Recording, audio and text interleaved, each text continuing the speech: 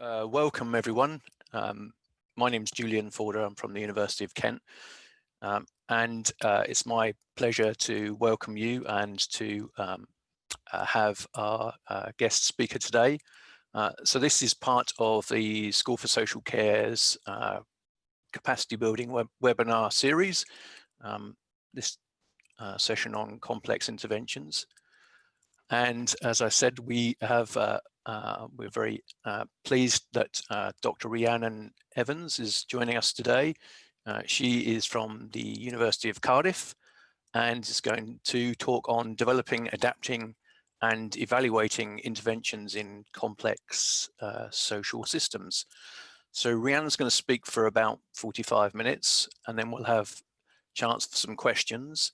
And I'll just jump in with how we might do that at the time. So without further ado, we shall hand over to Rhiannon and please go ahead. Great, thank you. Hi everyone. Thanks for having me talk today. So Jill said, I am at Cardiff University and I work in the Decipher Research Centre. So just to give a little bit of context, that it's a centre which is explicitly focused on the health improvement for children and young people through developing and evaluating interventions. And we have a particular interest in complexity and implementation science. So within the centre, I lead the programme of work, which is about healthy social relationships. And although I'm a social scientist, primarily working in public health, sort of my main interest is care experience children and young people. So I probably work at the interface of social care and public health. And I guess the genesis of the presentation today is that I sit on the, as an external member of the NIHR School of Social Care funding panel. And often we have applications come and I guess I just often suggest frameworks that we use in public health that I think might have some utility for those perhaps working more in social care. So what I'd agreed with Martin and Mike today was that I would start us with what might feel like quite a whistle-stop tour of some of the ideas and concepts and frameworks that we use in public health quite a lot around intervention development and evaluation. And I guess just say that I'm not prescribing that these will necessarily be useful to anyone. And I think one of the main areas of interest for me personally going forward is how we might refine and work with some of these frameworks within more of a social care context, because currently they are sort of unproblematically shifted between the two disciplines a little bit. But yeah, so I think I'll talk for a while and I'll outline kind of where we're at in terms of public health, and then perhaps some of our discussion could centre on the scope of using these within social care, or whether we already have enough within that realm, or if we need sort of more developmental work. So I'm just going to share my screen and get started. And is that okay, Jules? Sharing okay? Yep, looks good. Thank you. I wouldn't say it's good. Adequate. Yeah, so today I'm going to talk about developing, adapting and evaluating interventions in complex systems. So my main aim really through the capacity building webinar aspect of this is to introduce a couple of the key theoretical perspectives that we are currently working with, and then outline some of the main frameworks that we currently use around development, adaptation and evaluation. So I'm just going to sort of give a little bit of an example to start really of the complexity where we're at in terms of intervention development and evaluation. And I've recently just started a systematic review funded by the NIHR, which is a complex systematic review of interventions for the health and well-being of care experienced children and young people. And the aim of that review really is to understand how context-specific outcomes are. So, I mean, as many of you will know, there's a large number of interventions developed in the USA, and that they don't necessarily replicate outcomes when transferred to different contexts. So for us, a lot of the emphasis is increasingly on understanding context within development and evaluation.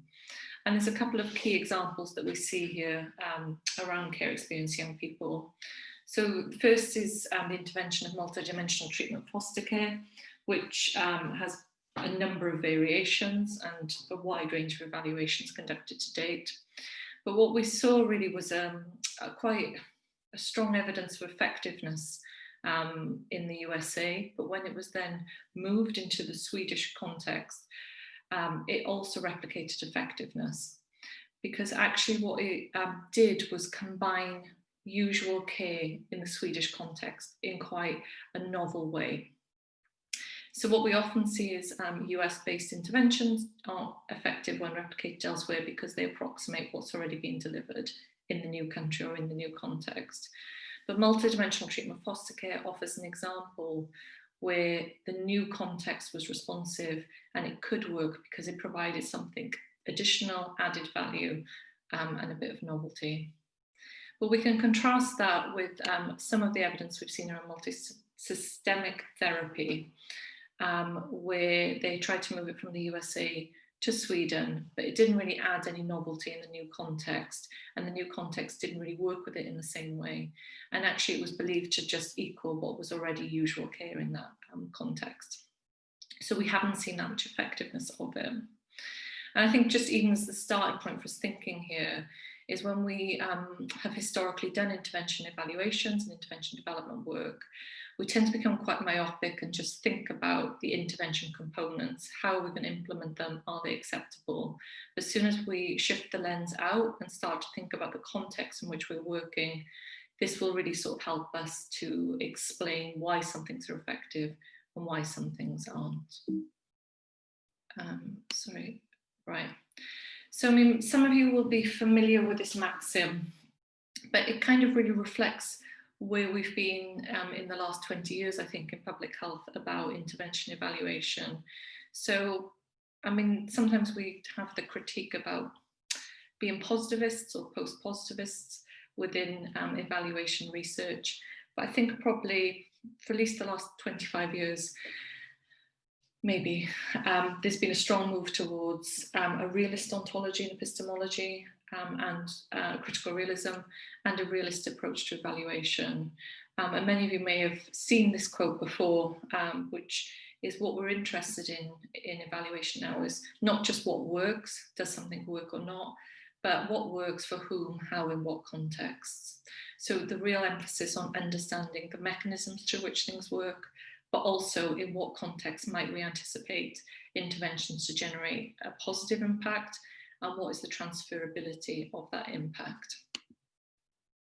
So this just is sort of a small bit more detail really on the realist evaluation, and I'm sorry if a lot of you already know this, but I wasn't sure that everyone would. So here really we see kind of a fundamental progression, I think, in how we even conceive what an intervention is. So I just mentioned a minute ago that historically, when we think about interventions, there's always an emphasis on components. So what are the activities that are being done? What is being delivered in practice? Kind of what can we monitor? What can we see and observe? And the growth really of realist evaluation has really helped us rethink what we mean by an intervention when we look to develop them, and kind of where we prioritize in our energy. So some of you might be aware that one of the key texts really to come out around evaluation is Pawson and Tilley's work. So mainly from a criminology background, but used so much in public health now and social care. So they talk a lot about this idea of interventions as being theories incarnate. So they essentially purport that when you remove all of the activities, the handbooks, the materials, what we're really left with is a theory of what we are trying to change. So it's a theory of causality, essentially. So taking this little diagram, which I've borrowed from Penny Hoare's work, they say that essentially interventions are theories, or an intervention theory is a set of causal assumptions about how we're going to get from our inputs to our outputs. So if we strip everything else away, that's what we are really trying to develop when we develop a new intervention, is a set of causal assumptions about how we generate change. And as part of our evaluations, what we're trying to get a handle on is, did that intervention theory work as we anticipated or as we hypothesized? And if we didn't, why not?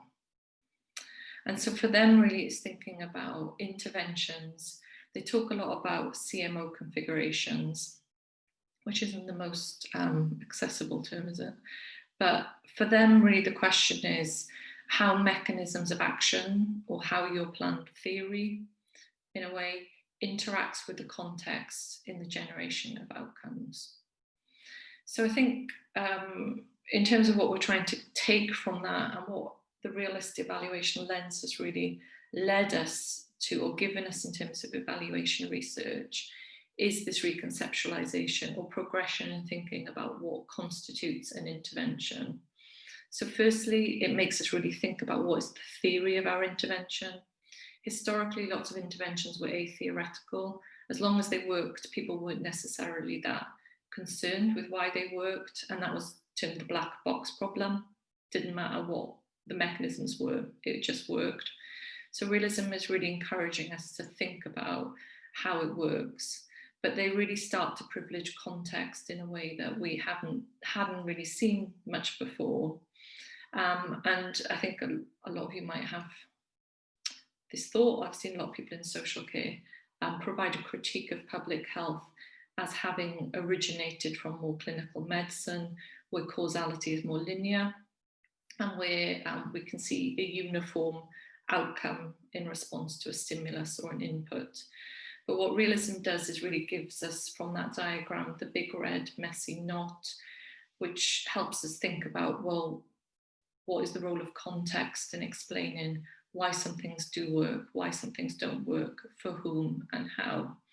So it provides a bigger sort of space, really, I think, for more social interventions to engage with and think through complexity research.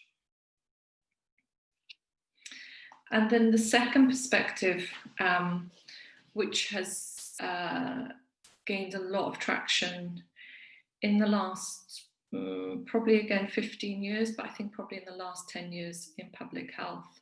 And this has come a little bit more from sort of organizational studies, is complex systems perspectives. So in its purest form, it's really complex systems theory, but there's sort of quite specific methods we think linked to that. So in public health, we have tended to use complex systems thinking or complex systems perspectives.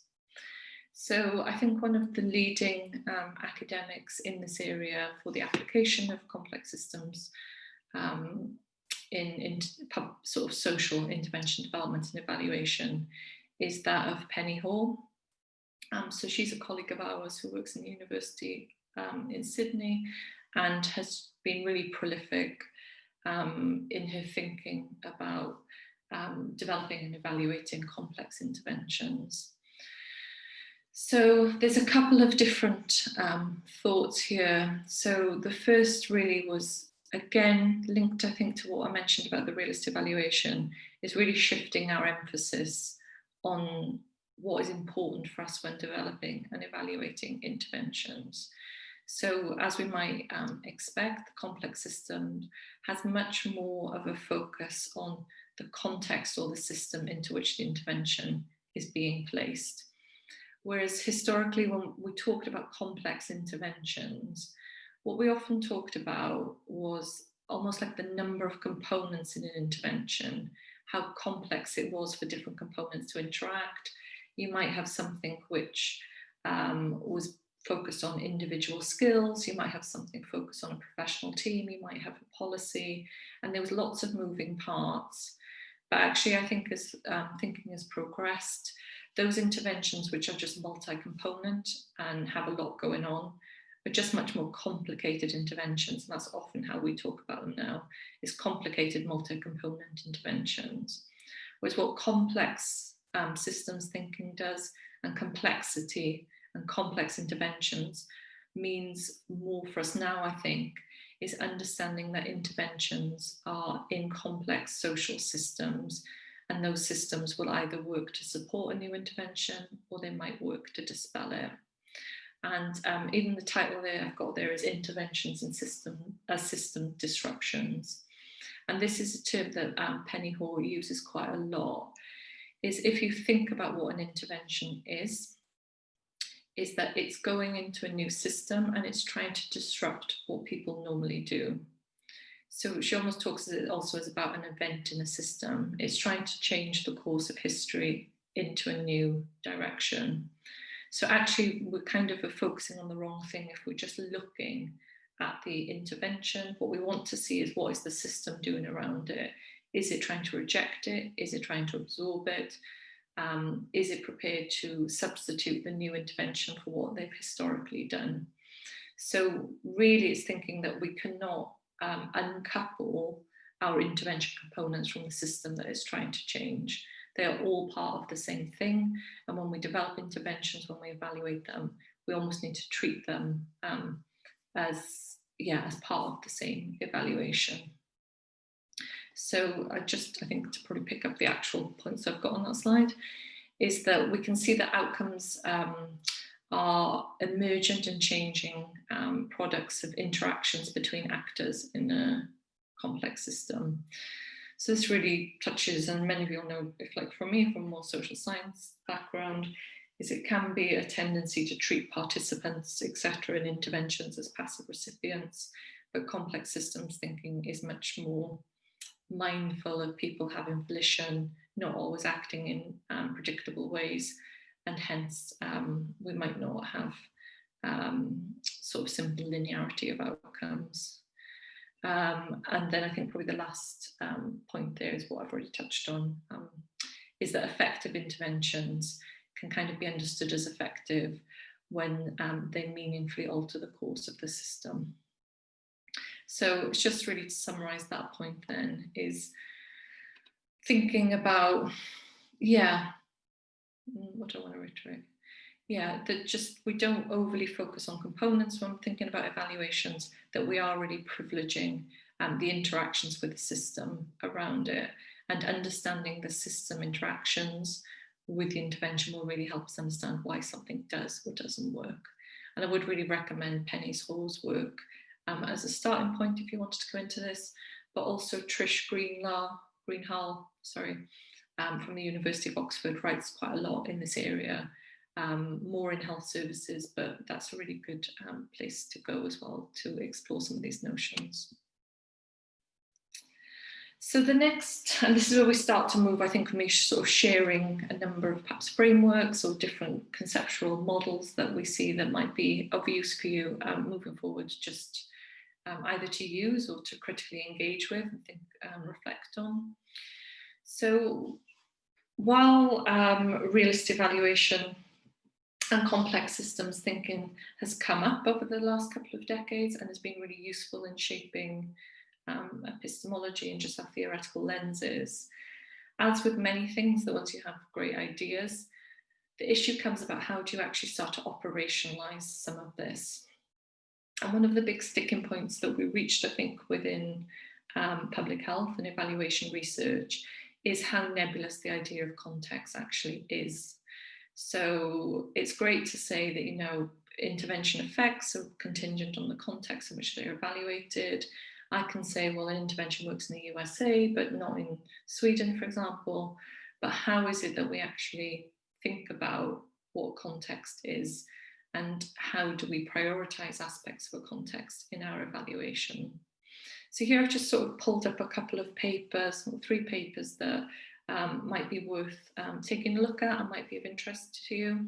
So the first one on the top left-hand corner is by a colleague of ours, Peter Craig, up in Glasgow.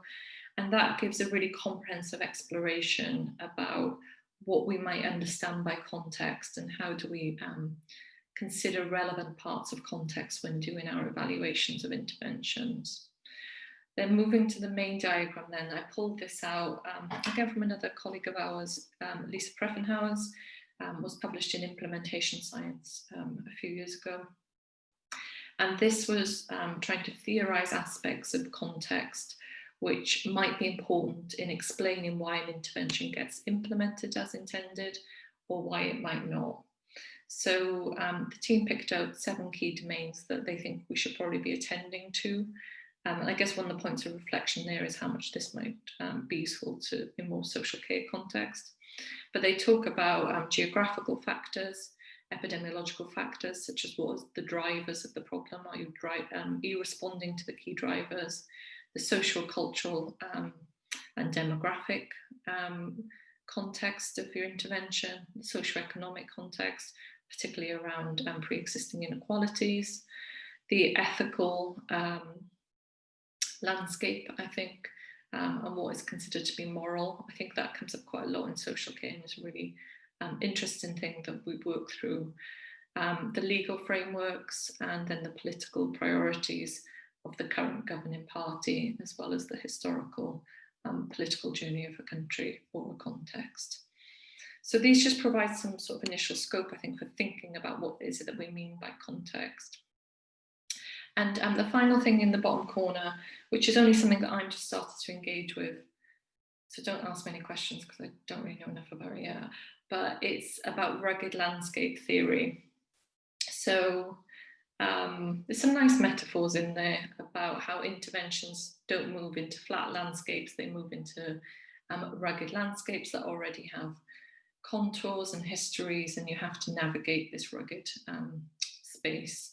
So I've just pulled up one of the main papers, which was just published earlier this year, but it provides an interesting, like almost unusually interesting theoretical perspective.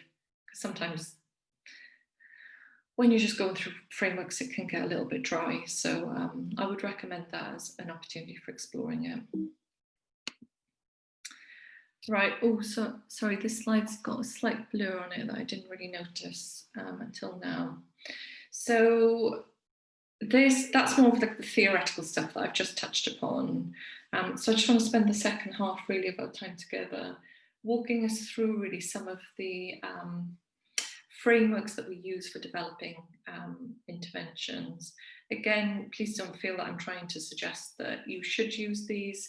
But you might be able to draw some ideas and critically engage with them as being appropriate or not suitable for what you do. But I just kind of wanted to show where the field of public health is at, really. So this diagram was originally published in 2000 by the Medical Research Council. And part of the aim of it was try to systematize some of the methodology used in intervention development and evaluation in public health, and to improve some of the methodological rigor. I think on the whole, most people would say that it's been really useful, but this first iteration came out prior to a lot of the theoretical progressions that I just mentioned. So there was another version in 2008, and another version or an updated guidance is about to be published later this year, COVID dependent, and that really brings in a lot more of the complex systems thinking, which was missing in earlier versions. So context is being foregrounded more and more as these iterations of guidance progress. So looking at this from a first glance, you might think it's quite similar to stages for drug testing, and there is some degree of overlap, I think, in the progression stages. But what the MRC originally said was that when developing and evaluating an intervention, there's really 5 key stages that we would expect to be undertaken. So the first stage is about theory development. So this is trying to, going back to the diagram I showed you in the CMO bits, the realist evaluation, about the importance of theory, about how your intervention is going to bring about change. So we start with theoretically modelling the intervention to try and understand how can we actually bring about meaningful change for our intended population. So it's always starting with that underlying theory of change. And then we move on to actually developing and modelling the intervention. So this is developing the actual components by which we are going to bring about our causal pathways or processes. So this becomes a more tangible what will happen. Then we have the exploratory trial. I'll touch upon that a little bit later, but that's where we start practicing or trying out the intervention and the evaluation. And then the fourth phase there, which is where we might start to lose some of the social care group, is about having a definitive randomized controlled trial. So we need to recognize this is 20 years old, where the randomized controlled trial was probably seen as gold standard and the main way in which we would evaluate, doing an outcome evaluation. This has softened quite a lot, and we see a lot more variation in what type of outcome evaluation we would have. But essentially that column is about doing an outcome evaluation. And then finally, there's a long-term assessment or monitoring of implementation. So just to pull up really the 2008 diagram, which was seen as the progression from the 2001 I just showed you. So you'll see a lot of the aspects of it are quite similar, but it's lost that linearity after recognizing that in these complex social systems, we may need to repeat a number of stages multiple times, that it's unlikely, or it may be difficult that we get things right first time. So there can be a lot of shuttling between development and intervention, piloting it, go back to do more developmental work.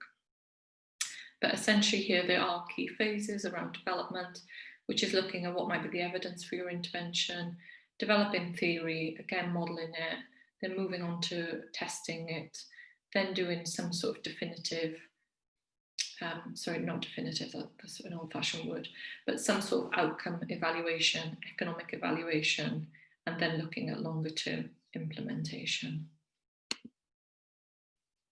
So I'm just going to pull up within that now a couple of sort of frameworks that almost sit within the main MRC guidance. So I think what we see quite a lot, as we would expect in different funding panels, is a lot of applications for intervention development or intervention adaptation, and actually more of these than later stage outcome evaluations, because I guess once you've developed a lot of things, not everything then ends up being warranting outcome evaluation. So I just wanted to share a couple of frameworks here that might be of interest or use to you in your own work. So the first one was led by Danny White out of the University of Glasgow, and is called the 6 Squid model. It's 6 steps in quality intervention development, or something like that. Roughly, that's it. So they are really focusing on those first 2 stages of, the first stage of the framework, which is around the development. And they break this down into much more detail about how it is that we might develop an intervention. So they have 6 phases. So firstly, it's trying to understand the problem and its causes. So making sure that our intervention actually maps onto the causes of the problem we want to address. Then thinking about, well, what can we actually change? And this can become quite depressingly an issue around resource, but it's picking out what are the causal factors that have most leverage. Then think about, well, what are the actual, what's the theory that's going to underpin your intervention, which might be to mechanisms of change or program theory, but what is your underlying causal assumptions?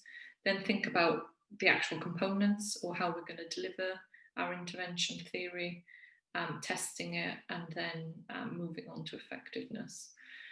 So I'd recommend sort of looking at this and sort of working through it. But I think one of the things that is important just to reflect on really is intuitively a lot of people sort of jump to stage 6 and think about how we're going to evaluate interventions without really sort of going through the earlier phases in a rigorous detail. So I think it is really good to reflect on how we are developing it. And then I think within that, it's just to pick up really that you can retrospectively do a lot of this work with interventions that have already been developed. If, like me or the team I'm in, you're often given interventions or you're asked to evaluate someone else's intervention, you can still go through all of these steps and check them and then try and refine the intervention a little bit to make sure it's fully understood. So this hasn't only got to be applied to new interventions. So then the next progression, which was funded by the MRC, is the index guidance, which a lot of us currently use, again developed by a colleague of ours at Sheffield, Alicia Cthulhu. And this has a few more steps than the 6 squid, but again, is useful to think about and reflect on. Personally, I find this one a little bit stronger because perhaps not yet where we would like it to be, but it has a stronger emphasis on stakeholder involvement, co-production, and addressing things around power differentials, etc. So it's the principles behind it, I think, perhaps a little bit more aligned with some of the stuff that we would want them to be. So they have a more comprehensive list of phases. So there's the planning, involving diverse stakeholders who are impacted by the intervention, but also may be required to deliver and fund it, drawing together the team. Similar to 6 squid, they review the evidence, think about what the theories of the intervention will be, express them in a logic model, which I will touch upon now, generate some data to see about, is this implementable in the context that we're trying to change, then designing and refining in this iterative phase until we've developed the intervention that we want. So I'm just going to pull out a couple of bits of those two frameworks just to sort of draw our attention a little bit more. So the first really is this idea of evidence reviewing and developing an intervention theory. So just pull this from the 6 squid model, and just to highlight really what the initial phases are. So I guess in the first instance, we want to think about reviewing the evidence. So is there an evidence base for this type of intervention or this type of problem that you want to address? So we might engage in systematic reviewing of some form for that. We may, often systematic reviewing. But what often happens then is a mapping of all the possible causes of the problem being addressed. So in this, they've got the problem of gender-based violence and the causes of it. And then really it becomes about selecting the causes which you might have most leverage on. This is quite a controversial thing about what does it mean to have leverage, and do we end up always selecting individual level factors than structural factors because they're easier to modify. So I absolutely recognise that, but this is sort of an exercise in trying to identify what are the modifiable causes of the problem that you feel you're able to do within your constraints. And the orange ones there are the factors that the team felt were modifiable given what the team had in terms of resource. So that's kind of how they built the intervention theory, is taking the causes of the problem and then turning that cause into the theory of change. So for example, an intervention which improves attachment and parenting bonding might be the theory for addressing this problem. So the next just bit I want to pull out from those couple of frameworks, which I've done some training for the NIHR before on this, is about how do we express our intervention theory or program theory when we've got it. So we might have an idea of a causal pathway, but how do we articulate it? So this is the description from the index guidance, which I can't see because I can see my face, where they talk about using a combination of different theories depending on what it is that you want to modify.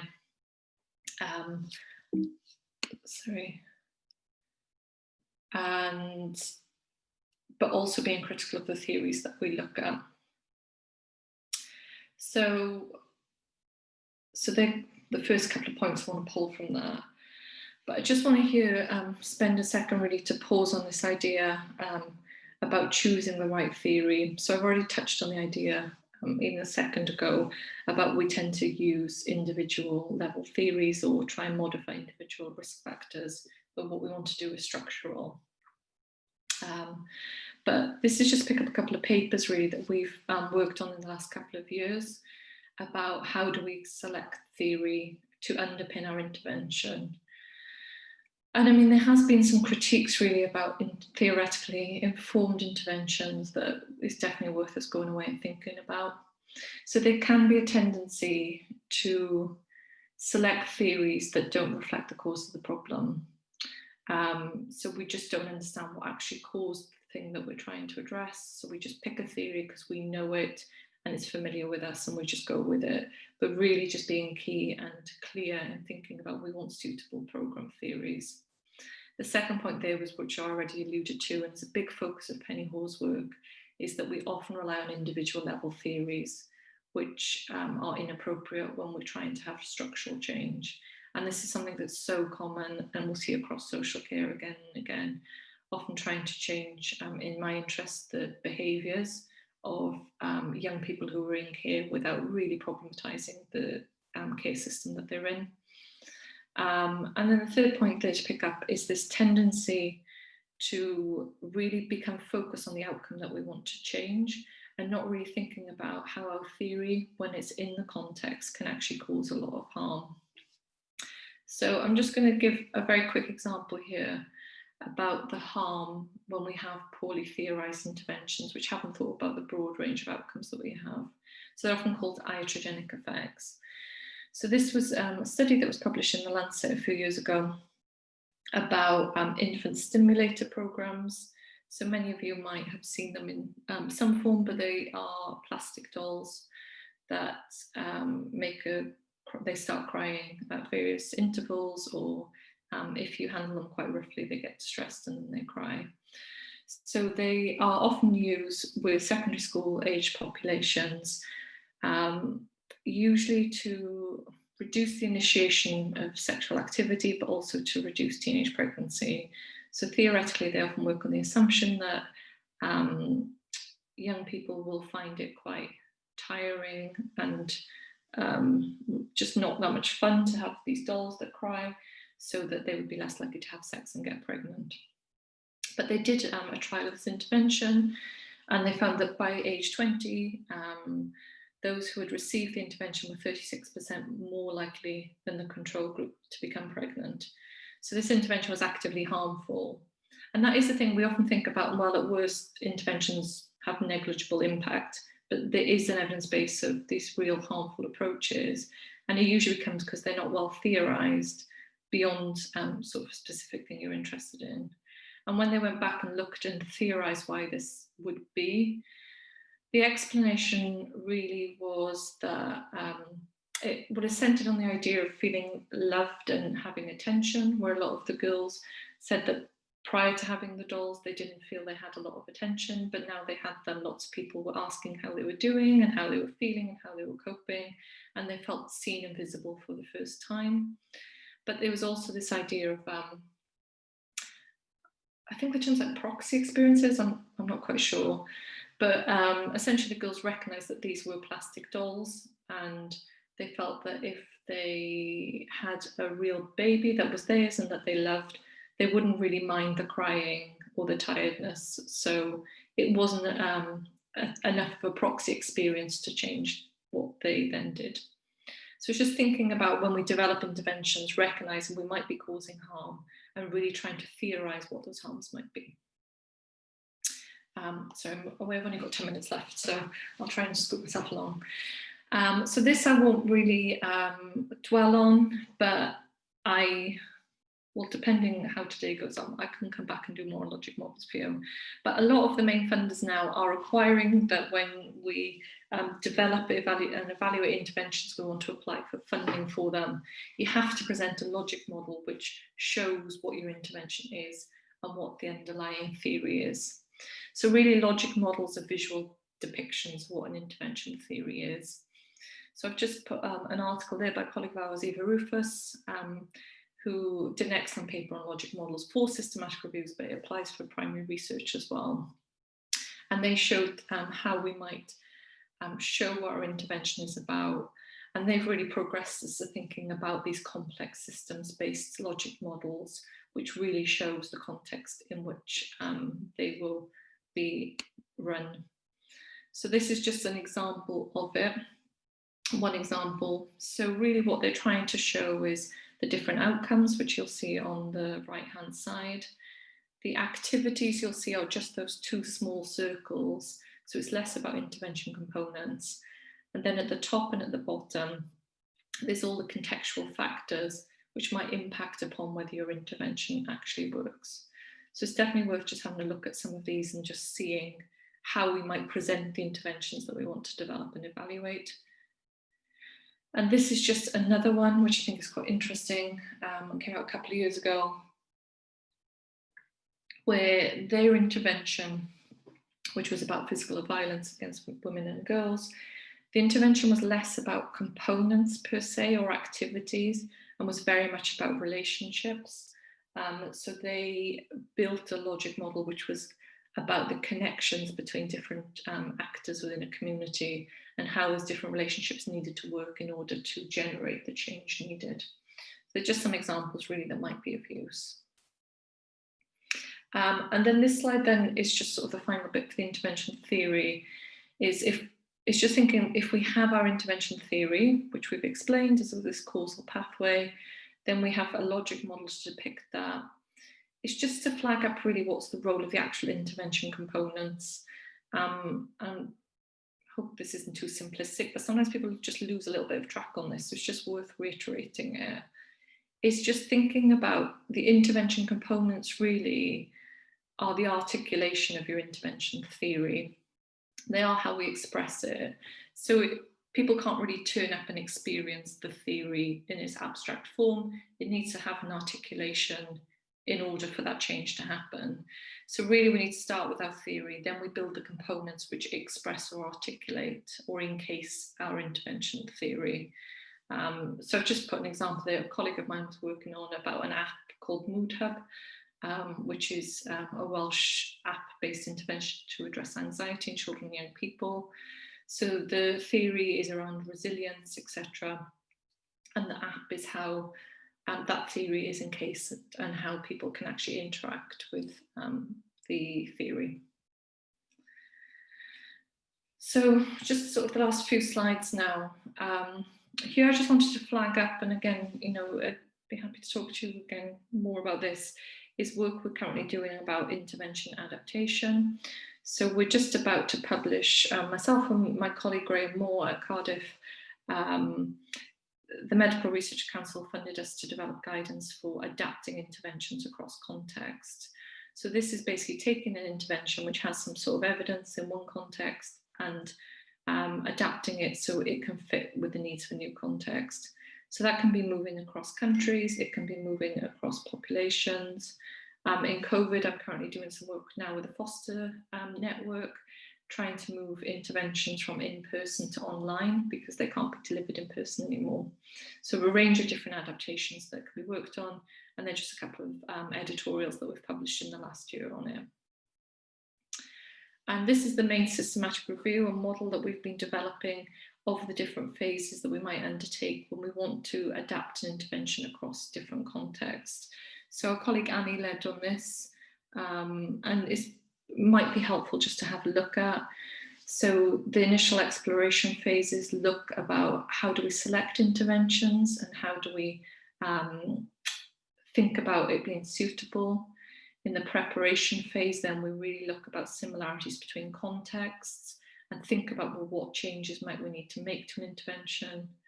Then the third implementation stage is actually then modifying intervention so it can fit with the new context, testing it out. And then the sustainment phase then is about actual evaluation and maintenance. So there's just 11 steps there, which underpin what will be in the main guidance, which can really help us on adaptation. And this, have I got, yeah, I think, okay, I'll just touch on this for 1 second. So, I mean, this moves us into more of a theoretical debate about the role of flexibility within developing interventions. I'll try and summarize it as quick as I can. But one of the arguments is that instead of building or developing interventions which need to go through that very formal process of adaptation because they're highly structured, perhaps our emphasis should be on building adaptive interventions. So these are interventions which have a lot of flexibility built in them so that they can move between populations and between contexts with much more ease. So it's definitely something that's worth exploring and considering when developing interventions about, can we have inbuilt adaptability so we perhaps aren't making them so context specific that they can't be moved between contexts. And then the last couple of slides then that I had was just, I mean, again, just mainly to flag up some of the guidance and literature that we have in the area, which might just be of use to sort of follow up with. So if we go back to the original MRC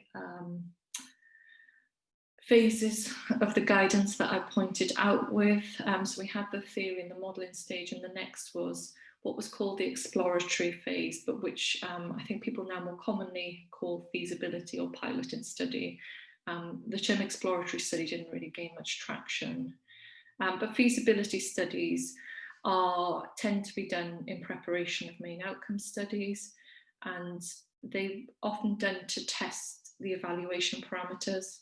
So, for example, if you're going to run a trial and you want to survey people online, is testing actually, will people complete surveys online, etc., or can you reach the population that you want to survey? So it's like a mini testing of the evaluation. And it can also involve some testing of the intervention to make sure that it can be delivered, etc.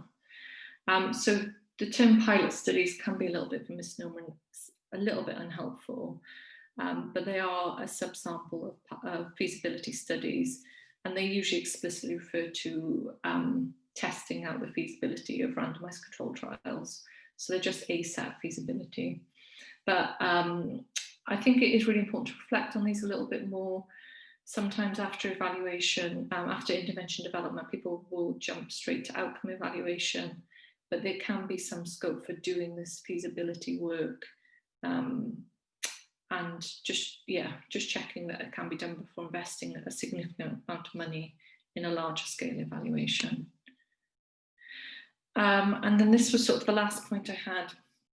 So I did flag this up at the start, is that the original MRC guidance was very much orientated to randomized controlled trials. And I think at that time, that was seen as the preferable evaluation method. In some respects, some people would still stand by that, but there has been a little bit of loosening, maybe, I guess, about what we consider to be the best evaluation design.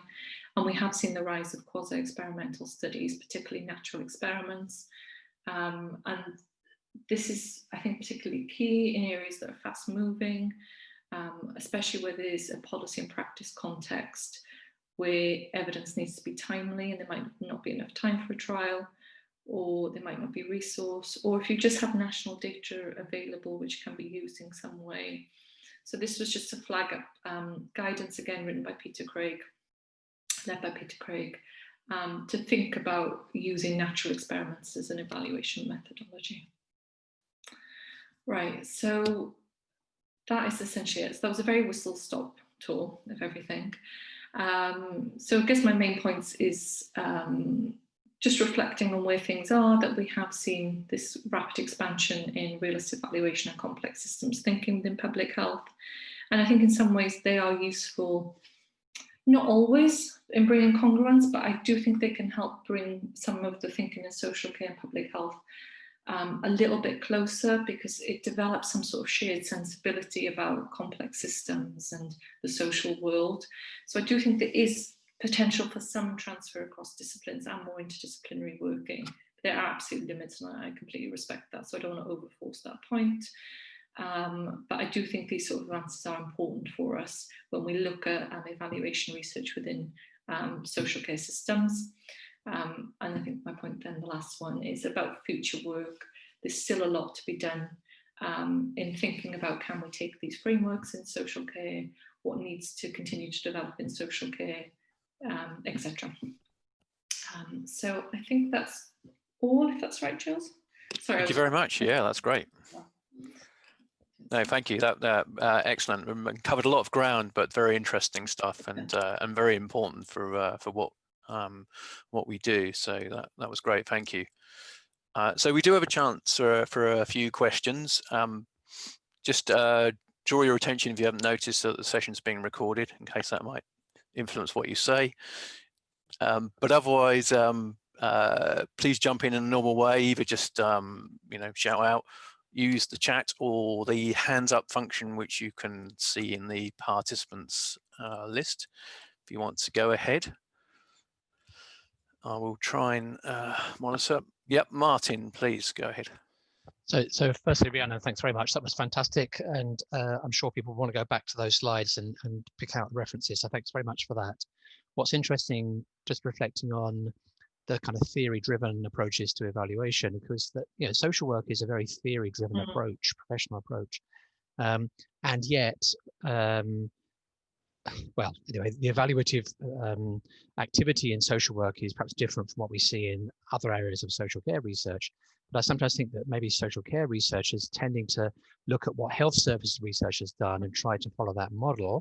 And the point you made about randomized trials and maybe trying to look for that and not perhaps going back to some of that theoretical material that has driven not just social work actually, but social care practice in care homes and so on. So I think urging us to think more about the theoretical grounds anyway, will be really important, I think.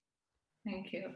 Yeah, and I definitely think, because obviously I'm from a social science background, so I'm probably more theoretically orientated, that I mean, not to overly critique it, but in public health you see a lot of psychological led interventions which aren't that nuanced a lot of the time, and I think part of our writing in particular has been about bridging that gap and taking the huge sort of theoretical body of work from more social science, including sort of social care, and bringing them to bear in the more evaluation methodology, which can be a little bit more theoretical at times. Rhiannon, we have a question on the chat. I know, but I think I'll need a little bit more context to understand what exactly they're asking, if you don't mind. Okay. Well, there's a few more coming through. Did you want to pick some of these out? So on the normalization process theory, yep. And then yeah, so I mean we use, so for those of you, normalization process theory came from May and is helpful for understanding how an intervention moves into a new system. So I think it is really useful, and in terms of the actual components and phases of it, it's helpful in thinking, how does something get adopted, how does it get cascaded through a system. I mean, it's quite organizational theory based, but I think perhaps for me, from my experiences, it can risk treating actors as a little bit passive, which I think a lot of organizational theories can do. But I have used it myself and I have found it really, really helpful. So I definitely encourage using that. And the one which is quite related, diffusion of innovations, I've used as well. And if you look at it and map it against the intervention system that you're working with, yeah, definitely think about it. But try and sort of keep in mind, I think, perhaps the feedback loops and the unpredictability of a system, and perhaps don't get too drawn into thinking everything's nice and sequential, I think, as NPT sometimes can fall into. Okay, so the first question about the personalised approach, I'm happy to answer, but I just don't know quite what you're asking. So yeah, I mean, whoever, feel free to give me a bit more if you want, or get in touch afterwards, and once I have a bit more context, I can talk through it. Oh. Yeah, sure. Sorry, I asked the question. So I guess I suppose it was just thinking around personalised care as obviously a central part of social care. But I'm not. I work in health services research. I'm a public health consultant, etc. But I'm possibly moving to social care area. Mm. But if it's personalised care, that means your intervention is very based around the personal and very unique to each individual. And I just wondered, what sort of challenges that poses to the approach. I mean, it's it's the most fundamental critique of trials and everything of can you create an evidence base for an intervention that is equally effective for everyone. And I think that is part of the issue about population health, is the population on balance that things are effective. And it doesn't necessarily mean it's effective for every individual. So I think that is a debate which is age old, and I don't think will ever really get fully resolved. But I think it's probably not getting tied into this idea. It's what I was saying, I think, about the structured versus adaptive interventions, is the personalised care can be the intervention, in that actually it can be a theoretical set of principles, that is how people work, is in a very personalised way. And that might be a type of approach which differs from perhaps more structured working. So I think it's just really reflecting on how do we think about what an intervention is. It doesn't have to be manualised, it doesn't have to be like really strict and overly prescriptive. It's just a new way of being, it's a new way of disrupting the system. So you could just have lots of people working in a personalised care way, but it is being adaptive and tailoring to all of those individuals. And I think probably one of the slight parallels we have in public health is about motivational interviewing, in that, perhaps not too similar, but it's very tailored to the individual. It's meant to be highly personalised, but it's based on a set of principles. So I think they can come together in a way that, yeah, that can work and be responsive to the individual. Okay. Well, people were having a think for a minute or two. I have one question, Rhiannon, if I may. So you know, you talk about the generation of logic models, and I think that's really crucial. But obviously, those logic models can be based on theory from a range of different disciplines. And I've always reflected about whether or not you're kind of in effect testing the theory. You know, those particular theories that you're using. You know, is this, in other words, is there such thing as a generic logic model? Does that apply? Or, you know, if you take a sociological perspective, then you're looking for kind of sociological effects or outcomes. If you take a behavioral, economic, or organizational perspective, you might be taking a different view. So, you know, to that extent, you might be just testing the theory rather than testing the intervention. Yeah, I mean, I think that's absolutely right. And I think, especially from the reals perspective, so I think it's just recognizing that your program theory or your theory of change is just an approximation of what you think it's going to actually be, what the mechanisms actually activated are. And I think it's not to overestimate what you can do. So all you have is an approximation. And it's also key to think, and I think perhaps you just picked up on that, is you can end up being quite academic-led and thinking, this is what I think the theory is. And that's why really good stakeholder involvement is imperative, because other people will have different ideas about how it works. They'll have different theories, and hopefully you can get to some consensus, but you might not, and people might just be working with different understandings of what it is. And I think part of the evaluation is trying to figure out and test whether your theory seems to approximate what actually happens. So if you specify the causal pathway, you can hopefully do mediator analysis, etc., to find out, does it work in the way you want? It might happen that none of the mediators change. It isn't working how you wanted. So your theory is wrong. You have to go back through the phases, try and generate and refine the theory more.